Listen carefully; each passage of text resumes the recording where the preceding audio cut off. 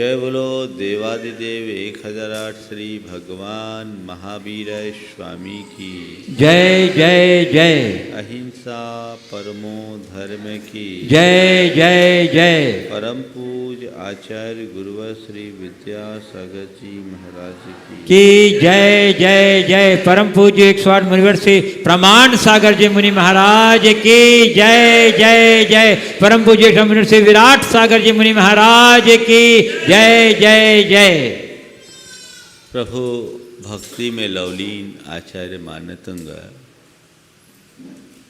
अभी तक भगवान के नाम रूप और गुणों का स्मरण कर रहे थे। अब और एक कदम आगे बढ़ते हुए कहते हैं, प्रभु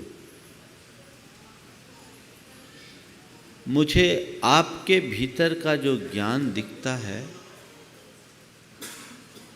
वो अन्यों में कहीं नहीं दिखता। मैं हर दृष्टि से सारे संसार के बड़े बड़े विभूतियों से आपकी तुलना करता हूँ तो आपके सामने कोई खड़े नहीं होते।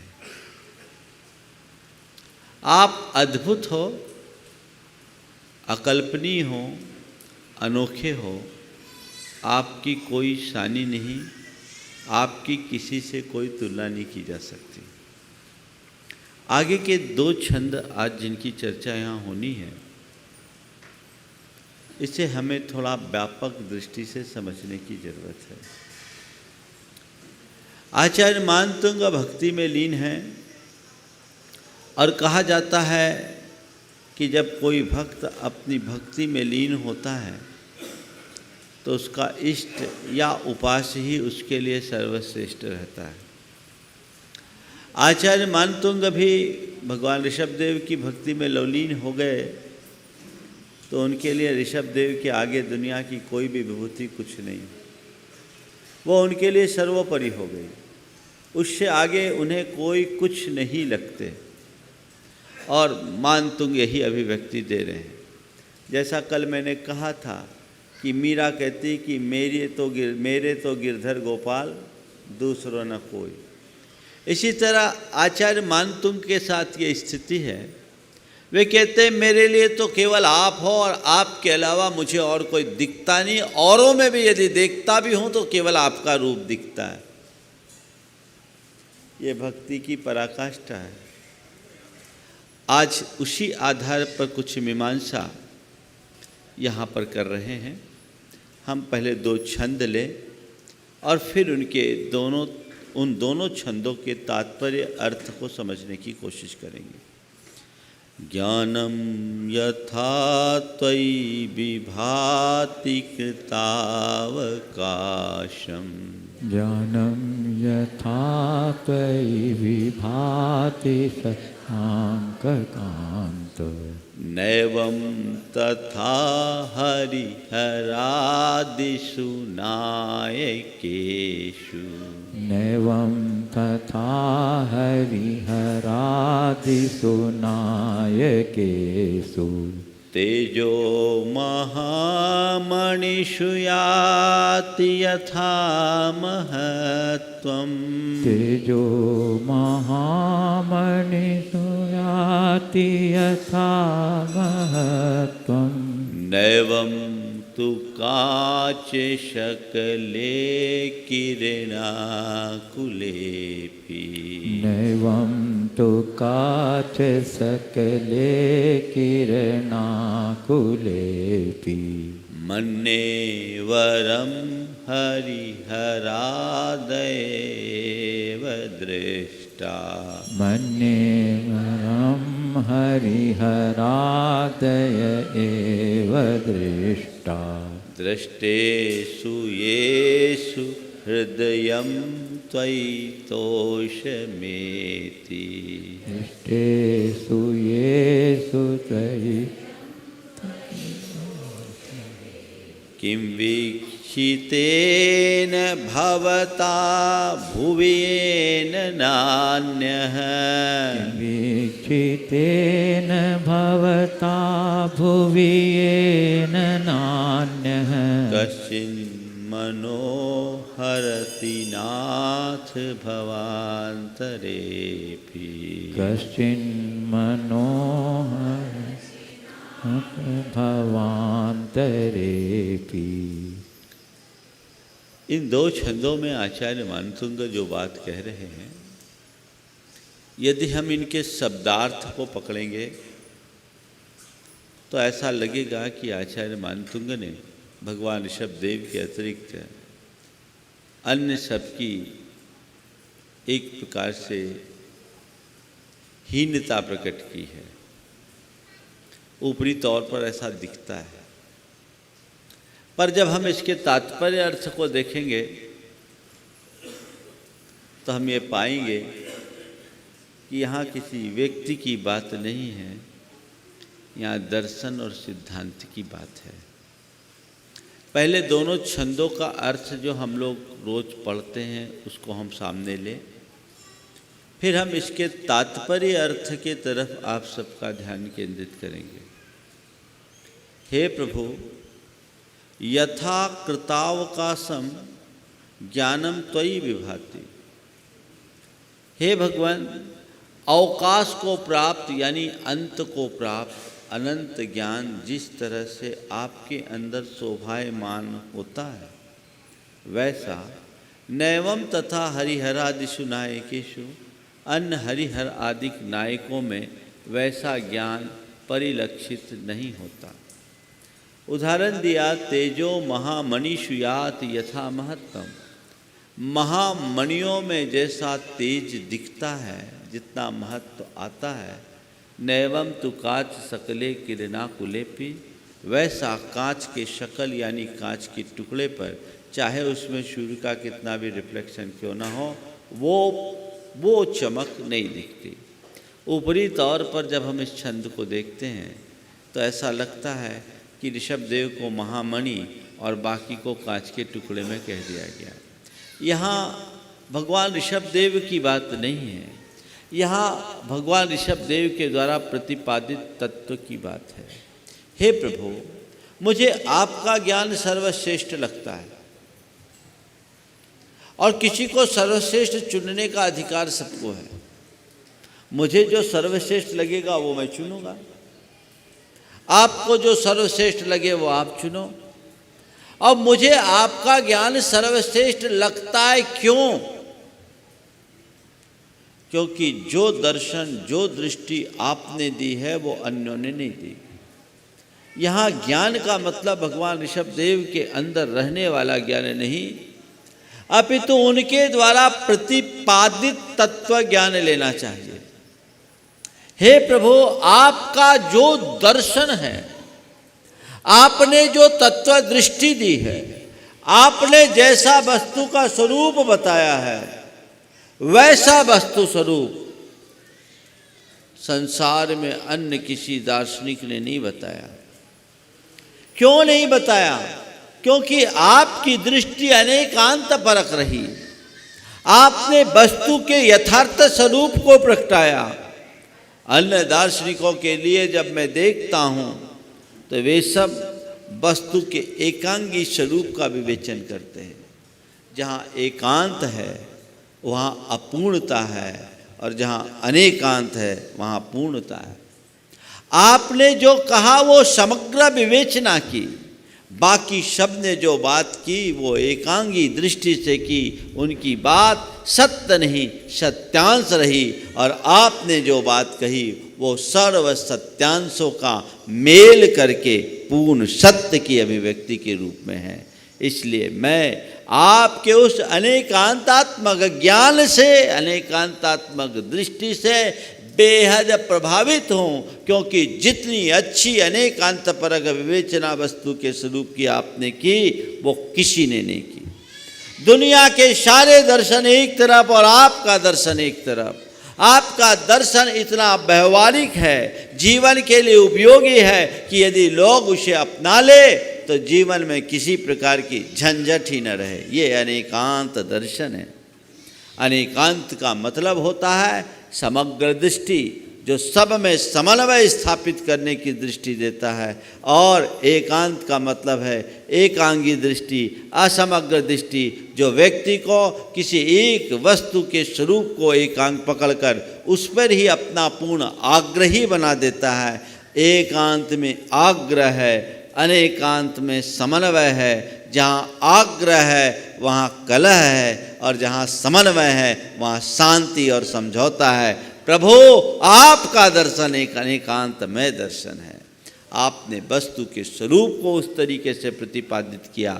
दुनिया के जितने दार्शनिक हैं उन्होंने या तो वस्तु को नित्य कहा या उसे क्षणिक कहा, अनित्य कहा, अलग अलग तरीके से सबने कहा, लेकिन प्रभु आपने वस्तु को सर्वांगीण दृष्टि से विवेचित किया। आपके दर्शन में ये बात आती है कि वस्तु अपने स्वरूप की अपेक्षा नित्य है, पर उसमें क्षण क्षण होने वाले परिवर्तनों की अपेक्षा वो अनित्य है। वो नित्य भी है, परिवर्तन और अनित्य भी है, उसमें परिवर्तन भी है और स्थिरता भी है। वस्तु का मौलिक स्वरूप कभी विनष्ट नहीं होता, इसलिए वह स्थिर है, और उसके स्वरूप में एक रूपता नहीं होती, इसलिए परिवर्तन है। ये परिवर्तन और स्थिरता का सिद्धांत आपका मौलिक सिद्धांत है, जिसे आपने उत्पाद व्यय द्रव्य के माध्यम से त्रिलक्षण परिणामित्व के रूप में सारे जगत को बताया।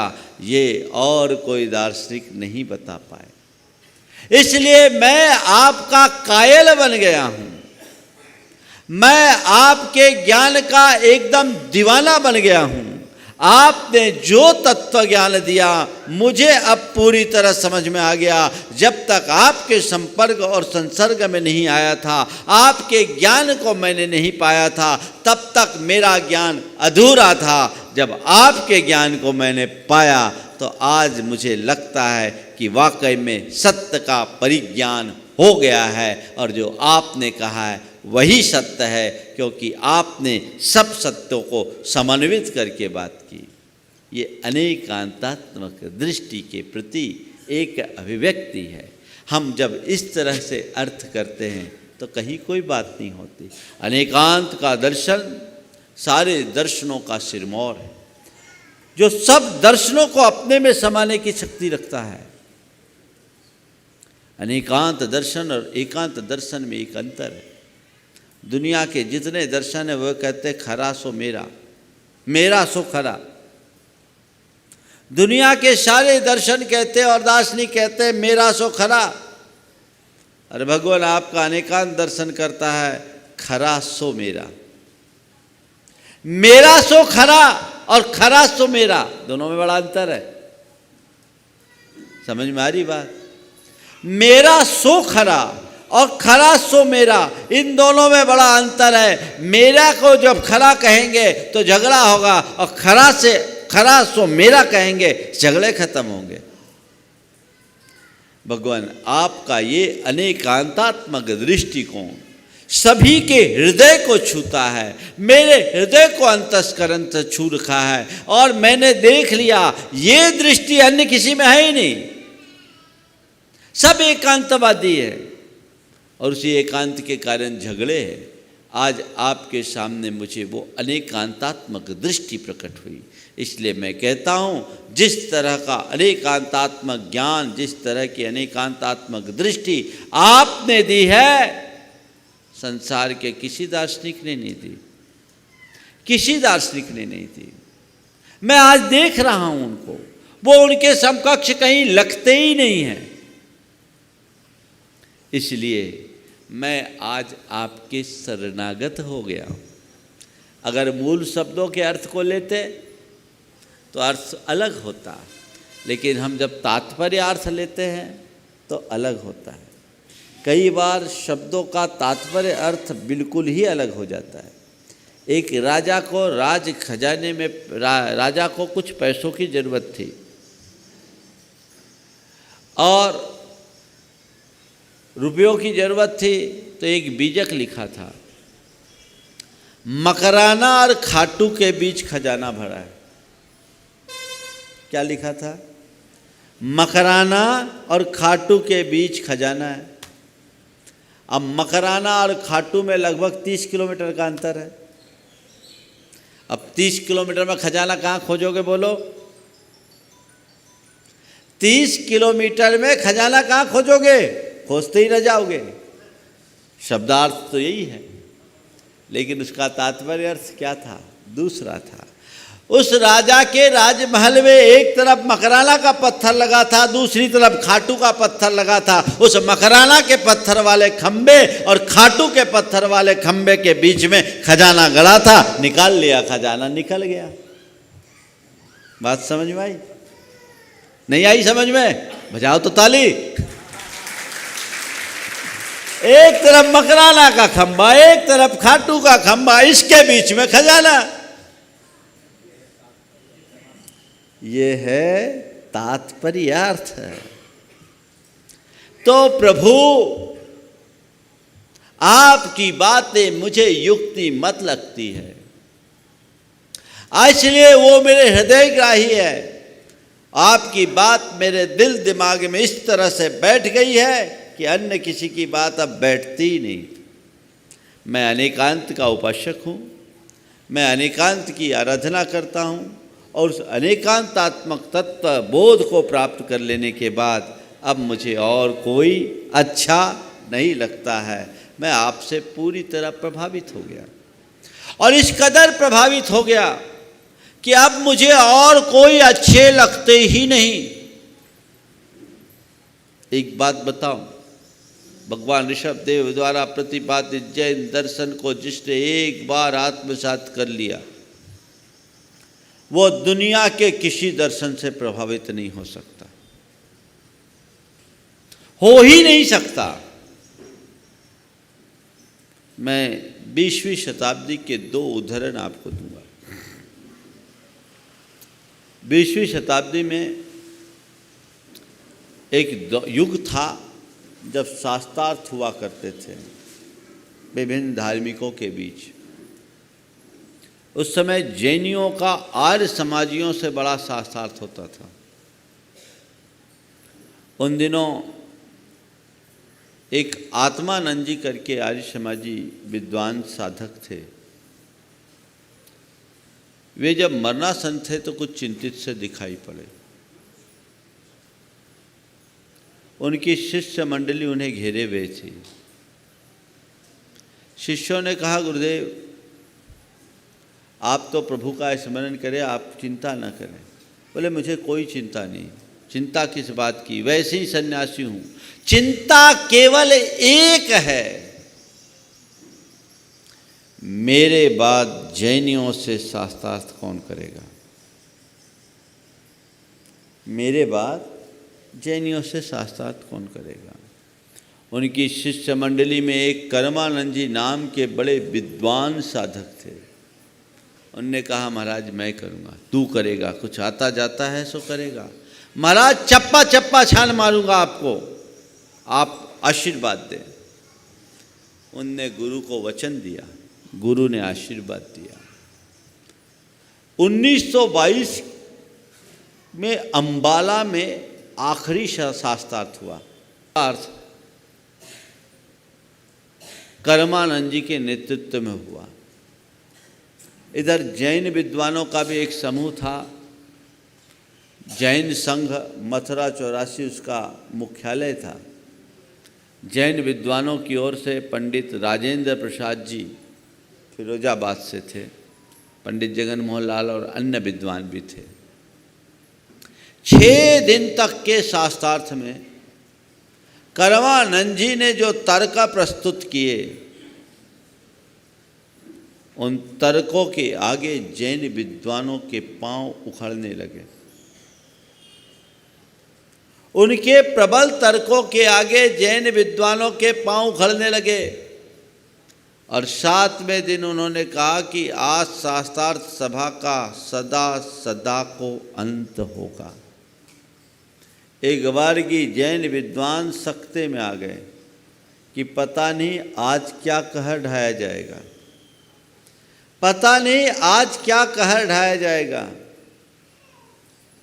जैसी ये बात हुई, शास्त्रार्थ की शुरुआत हुई, कर्मानंद जी ने अपनी तरफ से बात करते हुए कहा कि इन 6 दिनों में मैंने ये बात अच्छी तरह से जान लिया,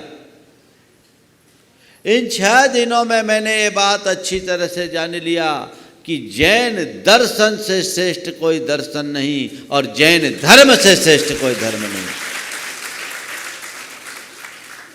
इन 6 दिनों में मैंने अच्छे से जान लिया कि जैन दर्शन से श्रेष्ठ कोई दर्शन नहीं और जैन धर्म से श्रेष्ठ कोई धर्म नहीं, इसलिए आज से मैं जैन धर्म को स्वीकार करता हूँ। और वही कर्मानंद जी क्षुल्लक कर्मानंद बने। ये भगवान की वाणी को समझने का परिणाम है। एक बार समझ ले, आत्मसात कर ले, तो बाकी सब फीका लगने लगा।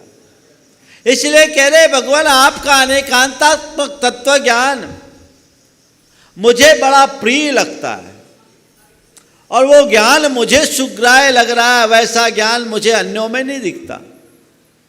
इसलिए मैं तो बस आपके ज्ञान का पिपासु हूँ और आपके ज्ञान में मग्न हूँ। दूसरा प्रसंग, जॉर्ज बर्नार्ड शॉ जो आयरलैंड के एक अच्छे विद्वान चिंतक रहे, दार्शनिक रहे। वो शाकाहारी तो थे ही। उन्हें जब जैन दर्शन की पुस्तकें दी गई, ग्रंथ दिए गए, उनने उनका अध्ययन किया और इतने प्रभावित हुए कि उन्होंने रात्रि भोजन भी त्याग दिया।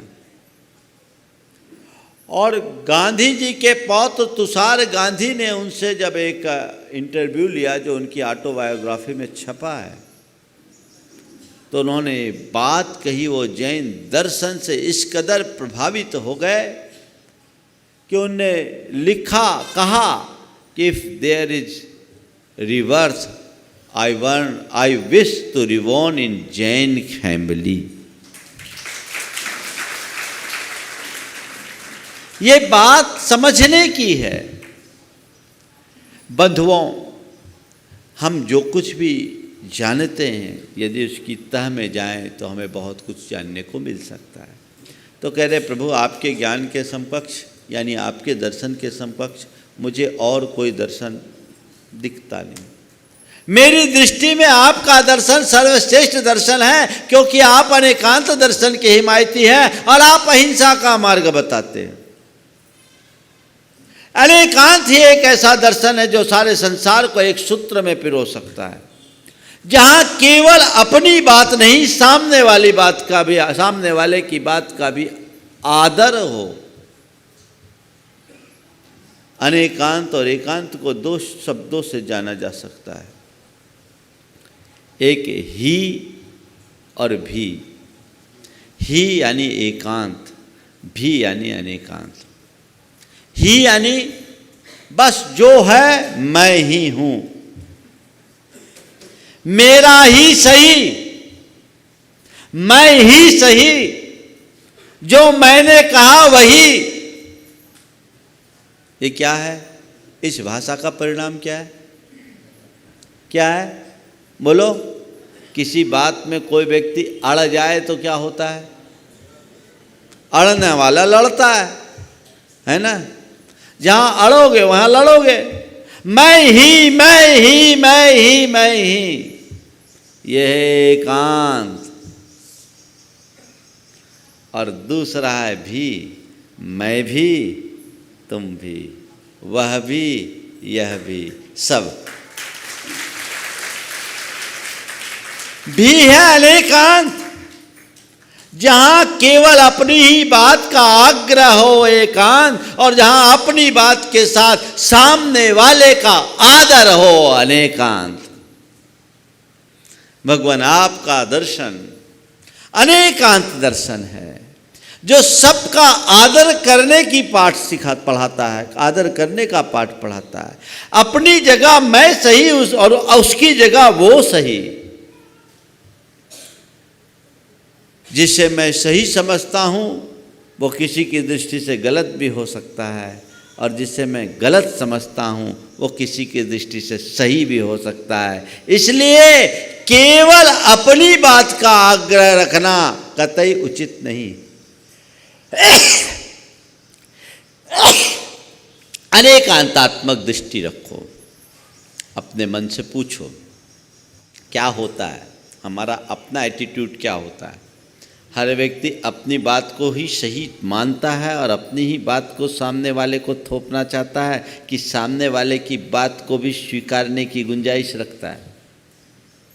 ज़्यादातर लोग अपनी बात को थोपने के आदी और अभ्यासी हैं। सामने वाले की बात पर कोई कंसीडरेशन उनके पास नहीं होता और इसी कारण झगड़े होते हैं। सारे झगड़े की जड़ यही है। जैन दर्शन कहता है नहीं, तुम अपनी जगह सही हो, ये बिल्कुल सही है, लेकिन केवल तुम ही सही हो ये बात कतई सही नहीं है। विनोबा जी के पास एक युवक गया। उसने कहा, बाबा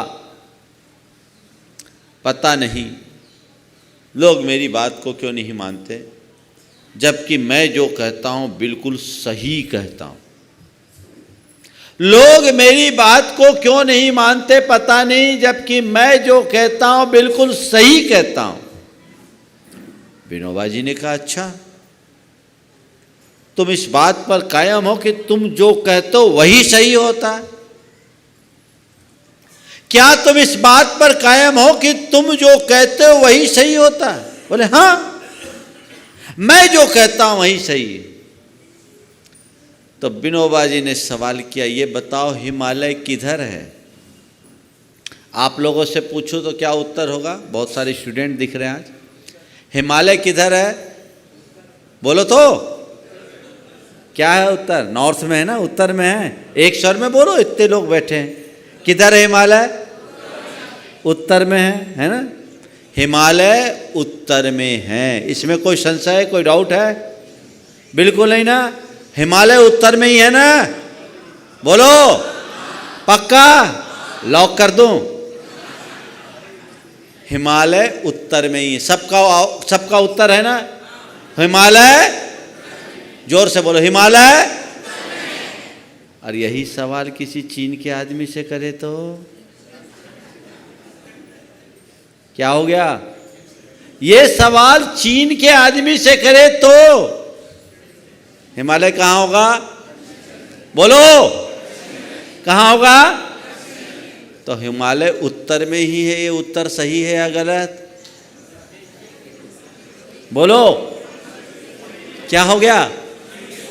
हिमालय उत्तर में ही है, ये उत्तर सही है या गलत?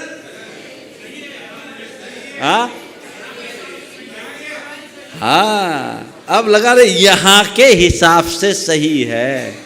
तो भैया इतना ही तो कर रहा है, मैं सही हूं पर मेरे हिसाब से, तुम्हारे हिसाब से मैं गलत भी हो सकता हूं।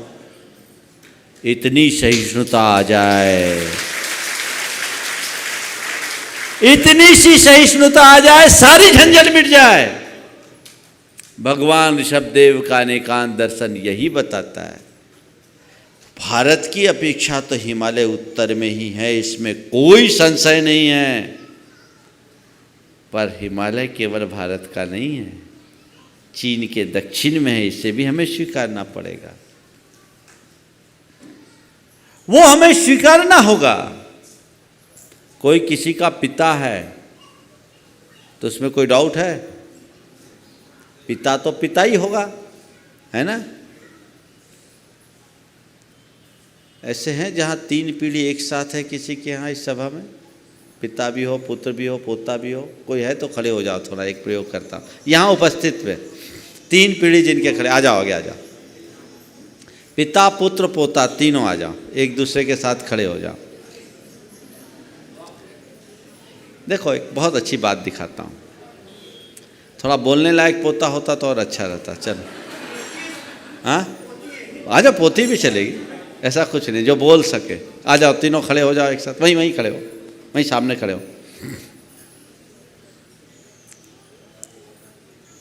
हाँ तीनों, हाँ बस वहीं खड़े रहो, तीनों क्रम से। पिताजी को बीच में रखो। हाँ, ये आपके कौन है? ये बेटा है। और ये कौन है? पोती है ना। बेटा तुम्हारे ये कौन है?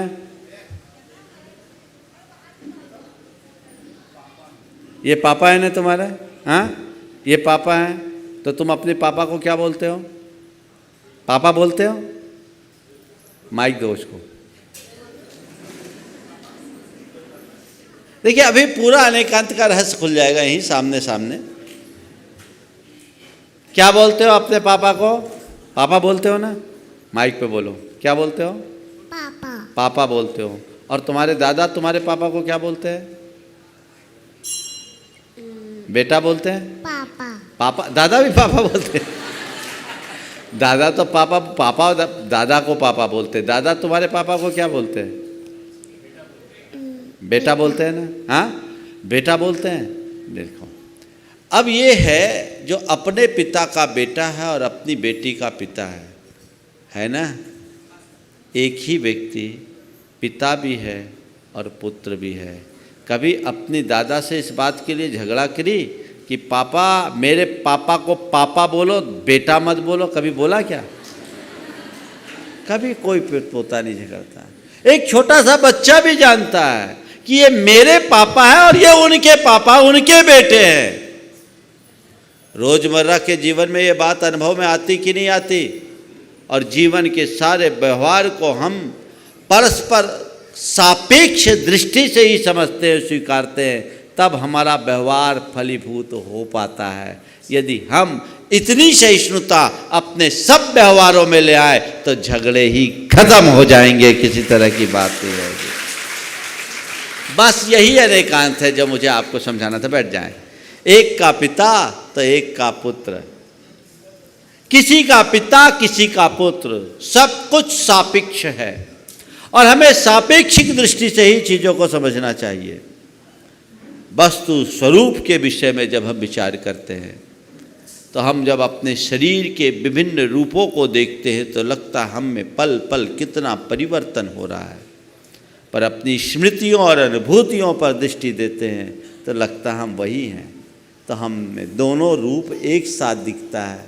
हम बदल भी रहे और हम स्थिर भी है, हमें स्थिरता भी है और हमें परिवर्तन भी है। स्थिरता और परिवर्तन दोनों परस्पर विरोधी है, पर दोनों की दोनों बातें अविरुद्ध रूप से हमारे साथ जुड़ी है।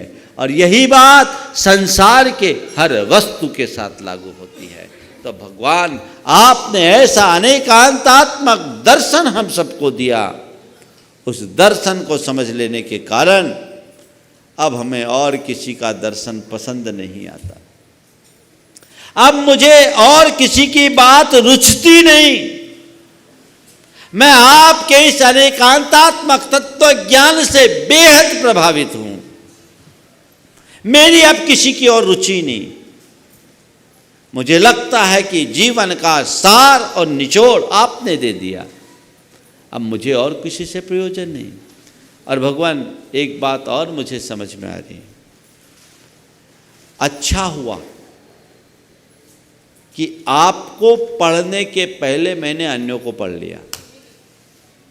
मन्ये वरम हरिहरादे एव दृष्टा दृष्टेश ये से हृदयम तयि तोषमिति। ए भगवान, अगर शब्दार्थ देखते तो आपके पहले मैंने हरिहर आदि को देख लिया, तो आचार्य मानतुंग के पैदा होने के बहुत पहले हरिहर आदि हो गए। मानतुंग ने कहाँ देखा होगा? आपको देखने के पहले मैंने उनको देख लिया। इसके शब्दार्थ में मत जाइए, इसके तात्पर्य अर्थ को पकड़िए। प्रभु, आपके दर्शन को पढ़ने के पहले मैंने दुनिया के अन्य सब दर्शनों को पढ़ लिया। सब दर्शनों को पढ़ने के बाद जब मैंने आपको पढ़ा, आपके इस अनेकांत मूलक जीवन दर्शन को पढ़ा, तो दृष्टेषु येषु हृदयम त्वयि तोषमिति, केवल आप में ही मुझे संतोष आता है। अच्छा हुआ कि सबको पढ़ने जानने के बाद आपको पढ़ा और जाना, और आपको जानने के बाद, अब सबको पढ़ने के बाद जब आपको मैंने पढ़ा जाना, तो अब मुझे और किसी को पढ़ने की कोई रुचि नहीं रही। किम वीक्षते न भवता भुवि ये नान्य कश्चिन मनो हरति नाथ भवांतरेपि।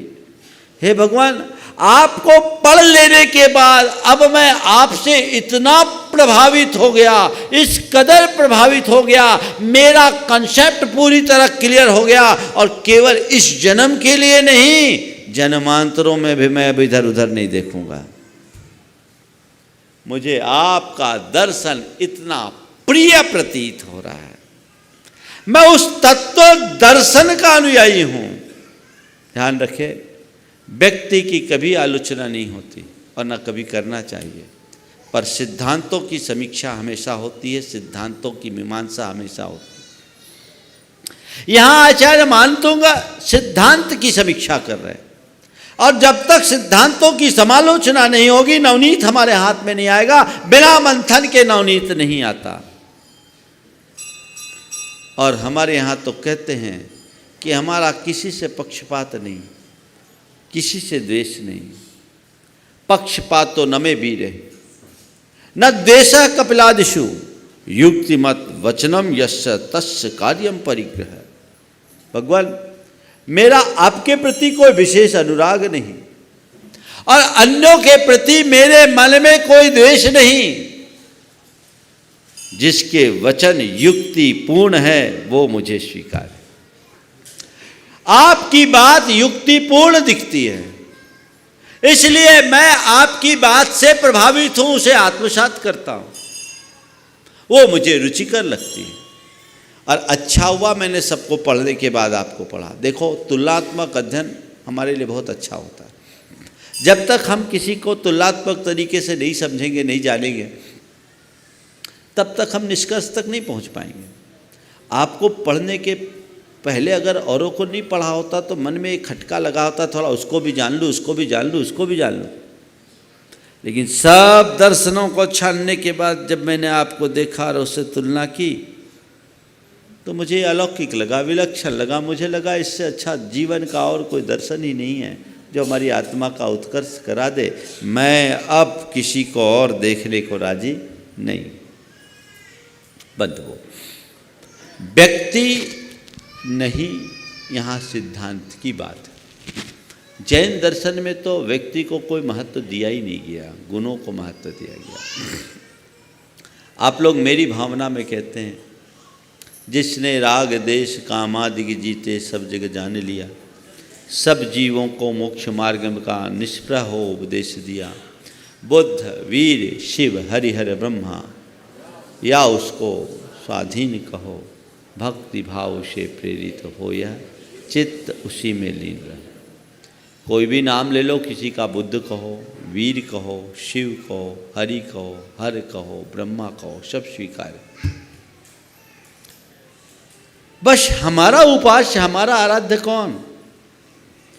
जिसने राग देश काम आदि को जीत लिया, जिसने अपने दोषों और दुर्बलताओं को जीत लिया, जिसने अपने विकारों और बुराइयों को समाप्त कर लिया, वही हमारा इष्ट हो गया। आप में कोई दोष नहीं, आप में कोई विकार नहीं, आप में कोई बुराई नहीं, इसलिए आप हमारे इष्ट हो गए और हम आपके शरणागत हैं। आपकी शरण में आकर आपकी उपासना कर रहे हैं। प्रभु, अब मुझे आपके अलावा और कोई नहीं लगता। बंधुओं, जैन जगत में एक महान आचार्य हुए, आचार्य समंतभद्र। हमने भक्तों की परीक्षा की बात खूब सुनी। भगवान की परीक्षा लेने वाले एक भगत प्रकट हुए आचार्य समंतभद्र के रूप में। अनोखे आचार्य, आप सब सुनकर आश्चर्य हो गए। वो एक बार भगवान के पास पहुंच गए। अब भगवान के पास गए तो भगवान ने पूछा, यहाँ क्यों आए? तो भगवान, आप क्या ये समोसरण, ये आसमान से देवों का आगमन, ये छत्र चमर आदि विभूतियां, इनसे प्रभावित होकर के मैं नहीं आया। दुनिया आपकी दीवानी बन गई, इससे प्रभावित होकर के मैं नहीं आया। स्वर्ग के देवता आपके चरणों में न्यौछावर हो रहे, यह देख करके मैं नहीं आया। मैं इस वजह से आपके पास नहीं आया। तो भगवान ने पूछा, बता तू आया है तो क्यों आया? आया तो है और भाव भक्ति से भरकर आया, क्यों आया? तो भगवान, मैं आपके पास केवल इसलिए आया हूँ क्योंकि आप में मुझे कुछ अनोखी विशेषता दिख रही है, एक ऐसी विशेषता जो संसार में कहीं नहीं दिखी। मैं उससे प्रभावित होकर के आया हूं और बेहद प्रभावित हूं। भगवान ने पूछा, आखिर देख तो तू देख क्या लिया, बता तो सही। बोले, भगवान जिनको देखकर दुनिया आती वो आप मेरी दृष्टि में तुच्छ है, मैं उसे महानता का आधार नहीं मानता, इसे तो कोई इंद्रजालिया भी रच सकता है।